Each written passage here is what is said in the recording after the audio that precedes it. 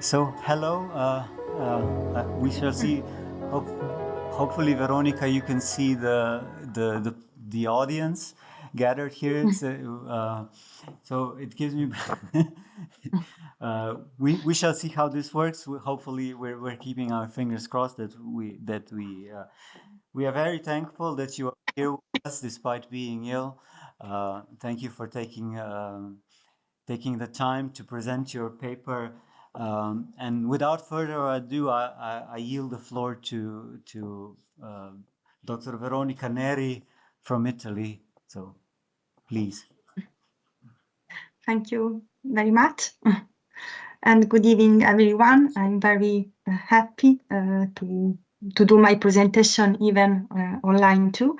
I would like to thank the organizer, Professor Dean Komel, Professor Adriano Fabris, Professor Rocha de la Torre, and Tomasz Zalaznic for the scientific organization. My contribution will address the relationship between images, AI, and informational nihilism. In the time of artificial intelligence, the image assumes a much more complex meaning than in the past. The world seems to manifest itself solely in the form of the image. The traditional dual meaning of an image as a mirror of objective reality, from Lascaux painting to sculpture, from drawings to engravings, and up to photography, or as Revije, can no longer suffice. We find ourselves in the era of images, that is, in an era where, as Ruggieri asserts, two previously distinct logics overlap. The word becomes an image, and the image becomes a word. Through algorithms, images wield more influence over the information economy and its business models than ever before.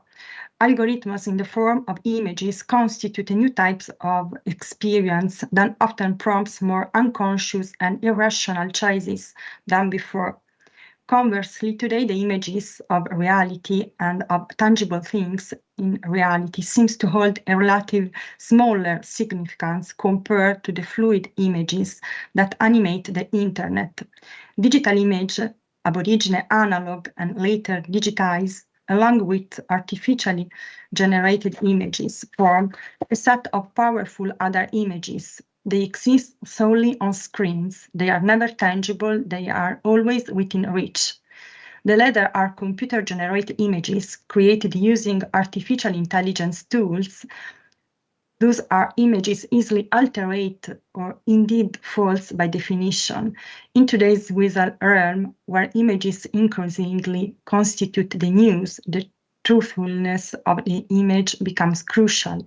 The so-called artificial image inevitably introduce new ethical dilemmas, including the loss of authenticity, authorship, and truth in visual information. If information, as written by Byung-Chul and before Flusser, can be understood as a known things, we find ourselves immersed in a universe where known things are currently entering our environment from all directions, and they are pushing away the things. These known things are called information and are gaining their influence. This raises two potential issues. Firstly, understanding when an image is AI generated and to what degree. Secondly, questioning whether to believe the conveyed message and its associated representation. In the words of McLuhan, this fact, characteristic of all media, means that the content of any medium is always another medium. The content of writing is speech, just as the written words in the content of print, and print is the content of the telegraph. This means that we possess the legitimate option to no longer believe what is presented to us or adhering to the notion that the medium is the message. On the other, to discern the through within the visual artificial medium through a recalibration of the logic of remediation. However, we exist not only in a visual regime, but primarily in a realm of visual information, an info iconosphere as by Byung-Chul Han, has generated a form of domination in which information and its processing by algorithms and artificial intelligence have a decisive influence on social, economical, and political processes. Consequently, ambiguous, hyperreal, unreliable, and unrecognized false visual information can instigate arbitrary choices. Thus, comprehending the nature of artificial images and the potential issues arising from the widespread utilization of these visual forms in contexts extending beyond news becomes profoundly significant today. Information increasingly resides within images, static or in motion, in the middle of incessant flow of icons, where even the so-called visual journalism strengthens its role. With the widespread diffusion of the network, we are now the ability to visualize in real time, regardless of our location, what previously would have remained unknown. The ease of multiplying and transmitting images, of remodulating them within the scope and what is permitted to make them more effective and communicative, as well as their immateriality and immediacy, are constitutive features of a new way of communicating, more direct, immediate, intuitive, and emphatic. Similarly, the speed of image diffusion has altered the concept of time, rendering it a constant present. Information embodies the cosmology of contingency of the informative image, aims precisely to arrest this contingency. After all, we are immersed in information which now surpasses the quantity of things, to the extent that Byung-Chul Han argues for the emergence of the new human practice termed infomania. A single informative image can reconstruct an event, narrate a story, offering itself to interpretation. Objects in the world themselves can transform themselves into sources of information, so-called infoms, namely agent processing informations. And we would like them to things. These objects communicate with us inadvertently. These objects listen, act, and respond without explicit request, guiding in choices from purchases to routes, or suggesting us what to read, or for example, to do things such as shutting a window, open a door, etc. The board foresaw the algorithmic visual domain where the real world is transformed into mere images, and mere images become real beings. These involving entities interact with humans, exemplifying the informative power of images, but also their deep charm and influence on public opinion. Visual information is reshaping the traditional dominance of words, news owing to our growing inability to focus. Particularly, images swiftly cater to the audience's desire for immediate participation in an event and identification. After all, as Flusser maintains, the images arise from man's ability to abstract from the surrounding environment and to symbolize the fundamental elements of worldly reality, condensing information into a visible, shareable, ever-present form. However, within the info-iconosphere inhabited by informs, we have transcended digital photography by employing AI. This confronts us with a new category, artificial images. What are they? Which role are they assuming within the information world, which is becoming even more iconocratic? These images are primarily technical images that unify through a specific ability evolving as trust in conventional rules wanes. A technical image can be defined as an image which is generated by an artificial apparatus and that gradually prevails through pixel-based algorithmic models, reconstructing a unit via point-like sense. These technical images represent not just attempts to depict the world, but rather consequences of scientific progress, a request to depict the concepts to the photographer holds of an image. They unify and combine scattered pieces transitioning from visions of objects to computations of concepts. They are multisensory and complex. However, artificial images stand as a distinct category within the realm of technical images. Generated by specific GAN-based software, these images may appear more real than reality, yet they ultimately constitute an amalgamation of numerous images drawn from reference datasets. AI-generated images using algorithms that aim to mimic, albeit unsuccessfully, the functioning of a human mind without truly comprehending their actions. The machine is asked to be creative by adhering to a set of more or less concise textual instructions provided by humans. It is an exploration of the machine's artificial imagination, a realm yet to be fully explored. These images lack a singular author. They even lack a singular human author. In fact, they are co-authored by both man and artificial intelligence. If we can say that, with the first prompt, the human being seems to be the mind that guides the artificial generation system, and AI is the virtual hand that carries out the command. The more the interaction goes on and becomes refined, the more the two roles seems to blur. With the images produced by AI, we can assert that we are faced with a mechanical interpretation of the digital iconographic world, an information modality partly distorted by the reference dataset. This dataset, predominantly reflecting Western imaginary and mainstream themes, have been collecting data since the 1990s.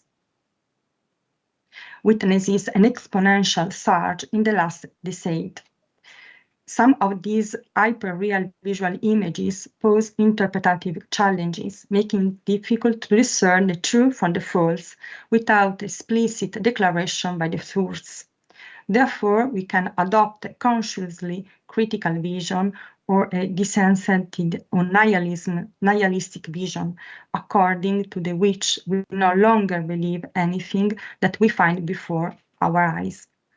Images now hold such a level of uncertainty for which the observer's search of a trustworthy point can't fully counterweight the ubiquitous lack of trust. In the realm of information, the criterion of visual truth is crucial, prompting recent regulatory efforts like the European AI Act. This regulation aims to distinguish deepfake images from real ones and implements safeguards to prevent the creation of false or illegal content. Concurrently, we are witnessing the rise of immersive journalism, emphasizing the increasing need for individuals to emotionally engage with new thought experiences. Deepfake refers to photo, videos, and audio created by AI, altering or recreating specific of a body or face based on contents from objective reality. Utilizing mechanisms akin to deep learning, neural networks simulate the human brain's functioning, learning from substantial data that to realistically modify faces in video and digital content. Potential consequences encompass cyberbullying, computer crimes, and pornography, as these manipulated images can unconsciously influence human choices and actions. Moreover, the identification of individuals through deepfake attacks conducted without consent can breach privacy and compromise security. Immersive journalism instead represents a new frontier in the realm of journalistic information. It enables individuals to first-hand experience events or situations narrated in news, programs, and documentaries through virtual reality or augmented reality technologies. This sensory immersion allows individuals to immerse themselves in the described scenario. In all these instances, we encounter opaque images subjected to a potentially infinite transformative process, rife with biases that makes understanding the meaning and, if present, the truth of the image extremely challenging. The essential question that remains open is the relationship with the truth of reality, understood as what we can't change. Metaphorically, it is the ground on which we stand and the sky that stretches above us.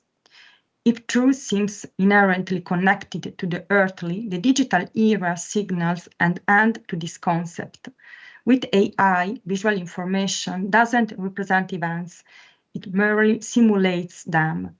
This loss of the sense of reality and truth leaves us uncertain about how to engage with information, according to Flusser. He suggests that human beings no longer function as homo faber, but transforms into homo ludens, dedicated to entertainment, replacing hands with fingers. This shift creates a new paradigm where reality is almost entirely influenced by entertainment and infotainment. Nonetheless, there exists a space for moral entertainment, serving culture and social functions simultaneously. By aligning with the audience's knowledge and imagination, conveying moral order becomes more effective. After all, human maintains that entertainment strengthens existing knowledge, fulfilling a role similar to the new mythology that romantics aspire to. Mass media entertainment reaffirm what individuals already possess with themselves, entering mnemonic performances with learning opportunities. The crisis surrounding through the rampant infodemic, the personalized nature of visual data, the confinement within knowledge bubble, and the generation and reception of image by machine learning and AI system fundamentally challenge the authenticity and the reliability of visual information. It's not coincidental that artificial visual information is currently, in some respect, regulated by the European Union. In 1993, Europe approved a new AI Act, establishing harmonized rule on artificial intelligence.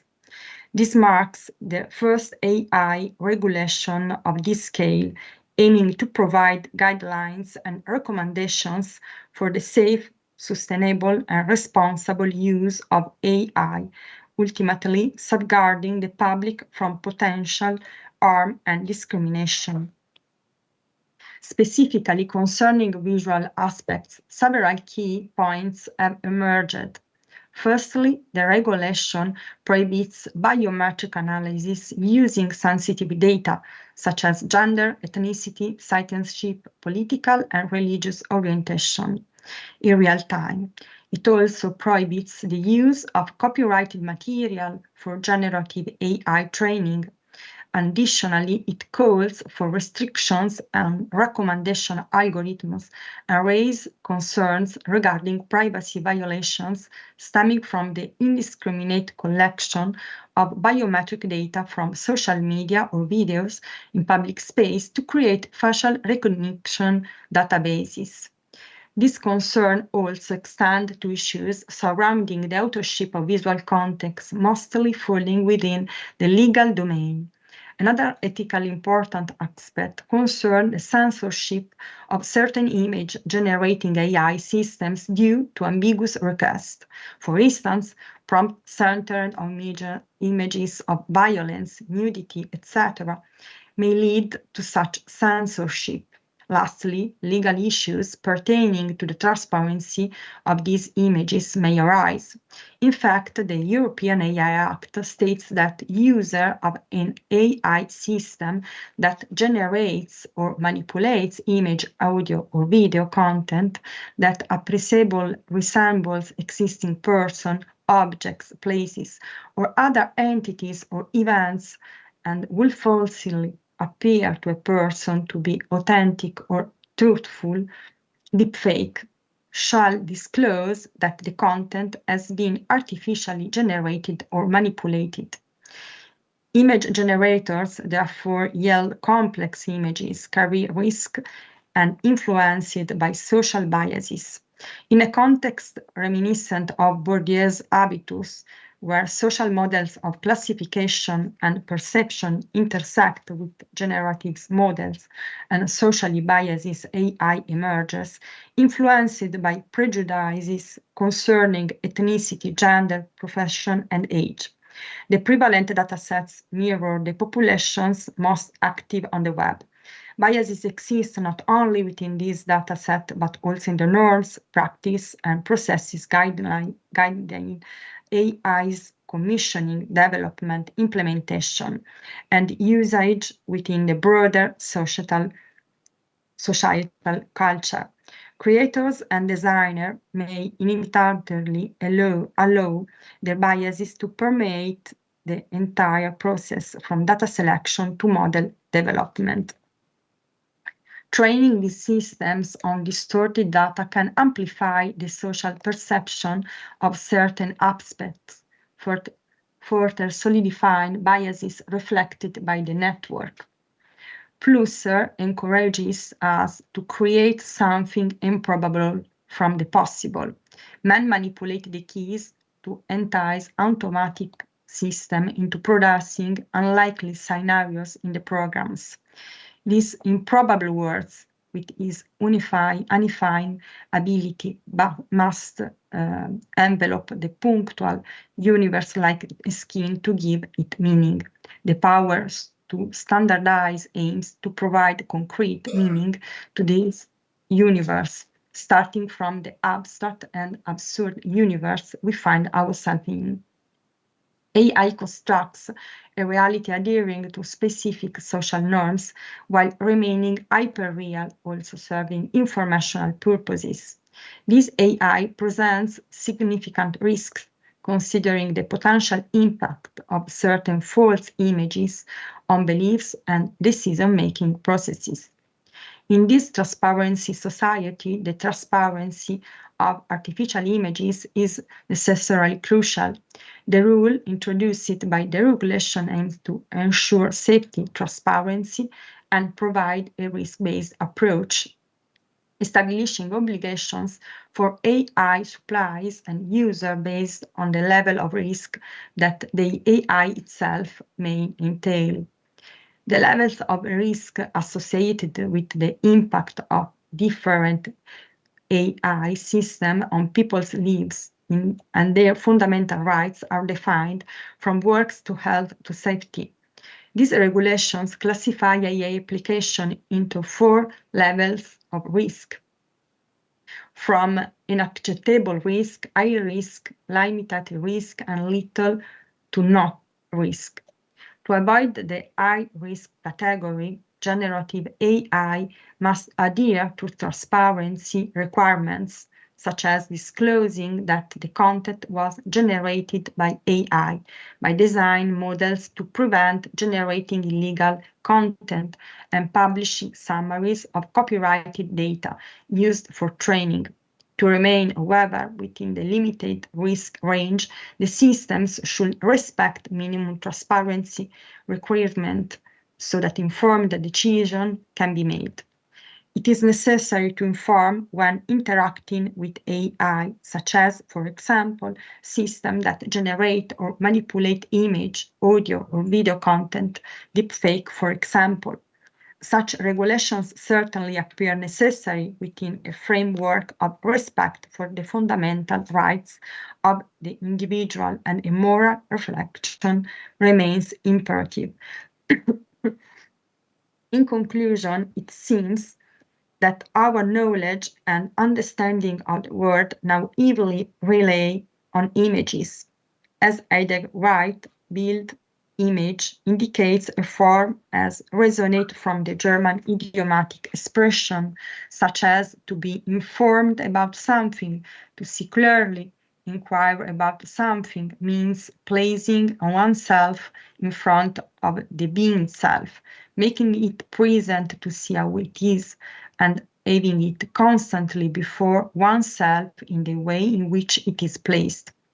However, the excessive communication of reality through digital and artificial images exposes us to a high risk. This risk involves what Byung-Chul calls the process of de-factization of reality, a loss of trust in reported facts. Guided by algorithms, the individual witnesses a gradual erosion of their autonomy.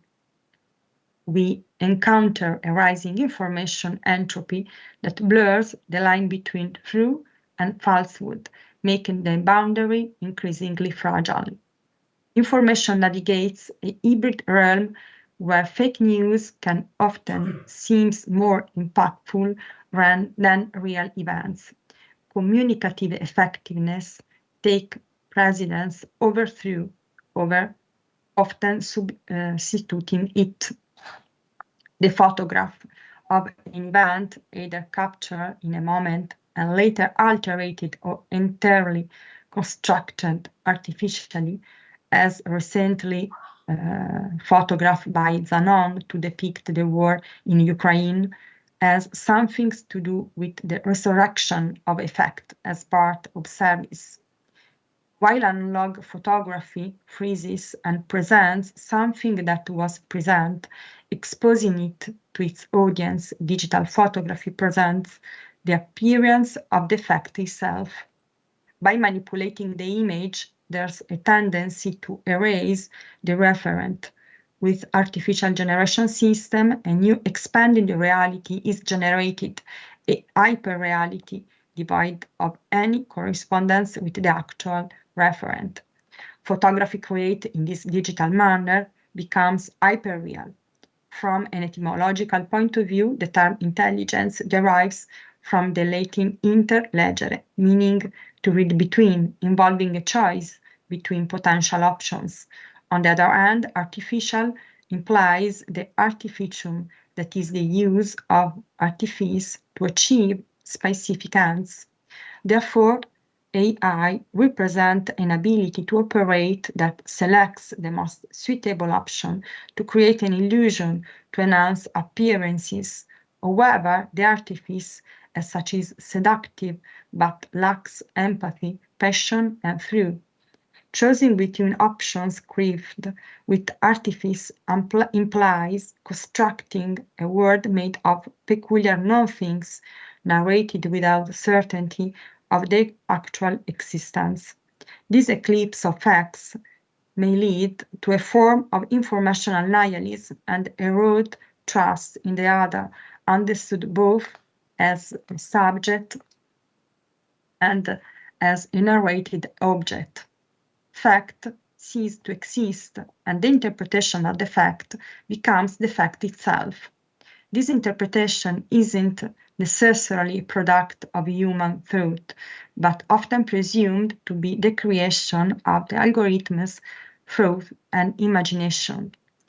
The dematerialization of facts and objects brought about by the digital era clashes with the material culture dominant until the 1990s, while the derealization of the world appears to have emerged within the info iconosphere. The pervasive nihilism we find ourselves surrounded by results from the indiscriminate cacophony generated by numerous visual non-things. What is lacking is that visual silence, which often communicates deeply than many images. Artificial images today appear far more vivid. Respect photo described by Barth, for example. For Barth, images are more alive than people. Only images exist, are produced, and consumed. Today's visual non-things appear even more ambiguous, luminous, and persuasive. We cannot exclude their existence. In numerous culture and mass media contexts, they constitute useful communicative and expressive tools. Yet visual non-things, even when conveyed through messages, raise numerous doubts about their reliability. if the medium, as Voltaire and Grusin state, is what remediates a medium appropriated technique, forms, and social meanings of other media and tries to compete with them and reshape them in the name of reality. We can attempt to dismantle the visual medium to understand its nature, determine what is reliable to believe and what not to believe. Digital remediation, after all, adapts old media content for new ones without altering the content itself. The medium, as Cassetti claims, is something that is in the middle between one point and another, but also something that contributes to altering the terms it connects. The remediation applied the AI understood as the ability to behave effectively in new situations requires further efforts. It requires the ability to understand the meaning of what we have before our eyes in situations that we unknow until a few years ago and the ability to contextualize their meaning. We must learn to comprehend image alterations by engaging in conscious interpretation. Technovisual information, as Flusser argued, strongly influences society, uniting people under certain value and guiding their choices and actions. The same things can happen with artificial images, but also exactly to opposite. Their arbitrariness devalues reality, diminishing its significance. Hence, it is crucial to reflect on an ethics that transcends the devaluation of hypervaluation of today's visual scenes. Through careful assembly and reassembly, their scenes can be rehabilitated to convey new meaning, not only informative, but also social, cultural, anthropological, and imaginative. The defactization of reality can be deeply dangerous as it leads to the devaluation of facts, desensitization as to pain. This phenomenon becomes apparent when we confront the distressing news of our times, conveyed through digital and artificial representation that depict wars, conflicts, and violence against peoples and women. Moreover, these representations often lack clarity about their authorship, leaving us uncertain whether they originate from a human or artificial source, blurring the lines of truth. Thank you very much for our attention.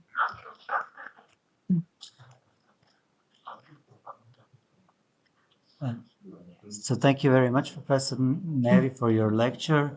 I will now open the floor for discussion. Hopefully you will be able to hear the questions, otherwise I can repeat them here because the microphone of the computer is here. There is a question. Should I speak to the... Yeah.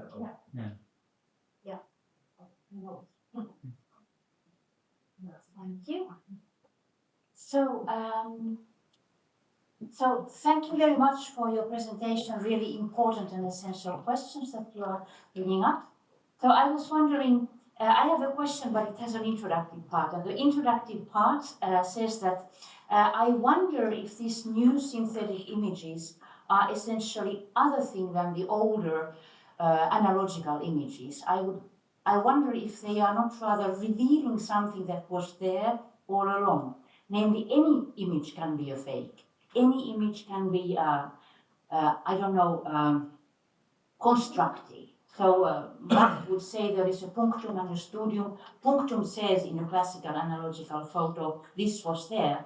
But the signification of this punctum depends on the studium that you can always build. So there is something like a eventual fake in all images. Mm-hmm. And this is why, and this is the real question I'm coming to, I'm wondering if the problem here is not, above all, our tendency of being so naive in front of pictures. We take them to be testimonies, but actually images don't prove very much.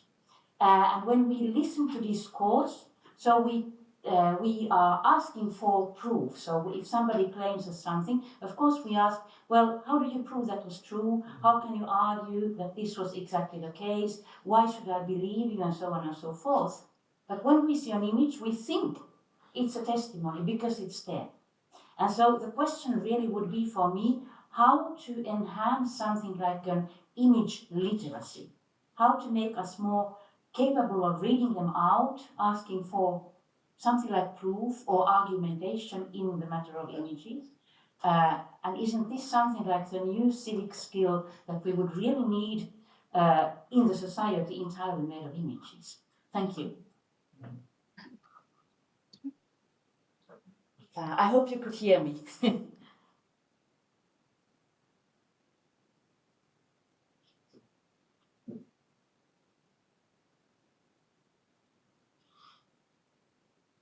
Hello. Oh, Hi. I guess you did not hear the question. I don't hear all the question. Oh, I have some problem with the audio. oh, could you? I think if I understand, I think that the problem is the proof of real the real image. How is possible to comprehend when image is true or false when it is created by artificial intelligence? Do you hear me if I speak in front of the computer? No, you don't hear me either. So okay. So the question was more. It's not really the difference between contemporary synthetic images and the classical analogical images. Mm-hmm. My problem is, isn't our task to learn to something like a literacy of images, how to the art of reading images so that we do not believe them to be proof just because it's an image, but we ask for argumentation, for proof, for contextualization, but that we are more skeptical in front of image, because we have a tendency, we maybe don't, but our culture has a tendency of believing an image because it's there. So something like that. Okay. I think that it's normal is skeptical in front of image, and in particularly in the era of digital and AI and artificial images. There are a lot of author that studies this problem in the last century. We have a lot of historical art historical intellectual such as Mitchell or Bohm that they are studied the difficult to read the two, and a lot of real content in informational images. I think that now the problem is that they are conscious that an image represent a point of view of an information also. I think that if a photo reporter or a photographer recreate with AI events such as he remember, and he said that the image is the representation of his point of view through AI. I think that it's not a problem. I think that the importance for is from moral point of view. Say the source, if human or not human source.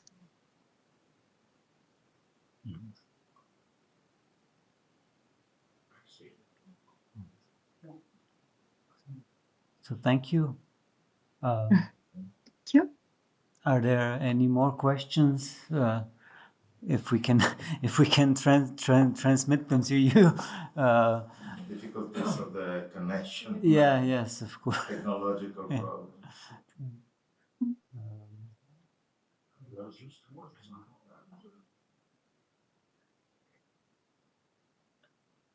And of course, for all of course, we can also return to Professor Proles' lecture before. It's now is the time for discussion also of both papers. It's a bit unfortunate. Hopefully, we can navigate with everything. But if anybody would also like to ask a question with regard to the previous paper, so that each paper gets the attention it deserves. So please come forward. Yeah.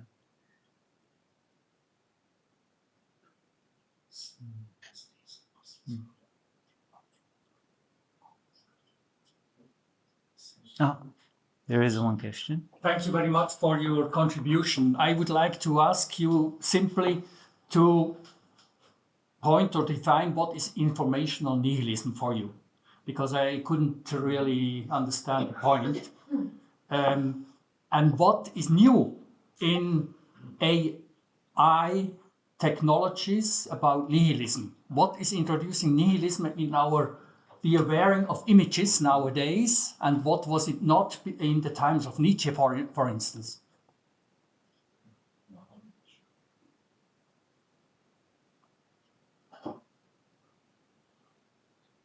I think that the nihilism in this AI era and in the image, our AI image, is to understand what is true and no in a single image, because in the practice, an image for communicate events is the fusion of a real photo, digital photo, and a work of AI program. And the difficulty is not only the source or the sources, to say the source or the sources, but the problem is to comprehend a lot of part of an image, because a lot of images is considered true, albeit there is only a part true. Because they represent an event, and in the informational words, some images, such these types of images, are accepted to inform about the event, but it's difficult, from my point of view, to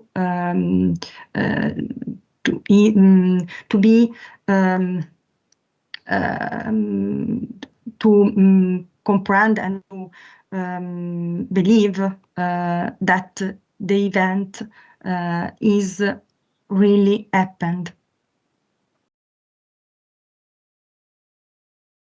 So thank you very much for your thank you very much again for taking the time.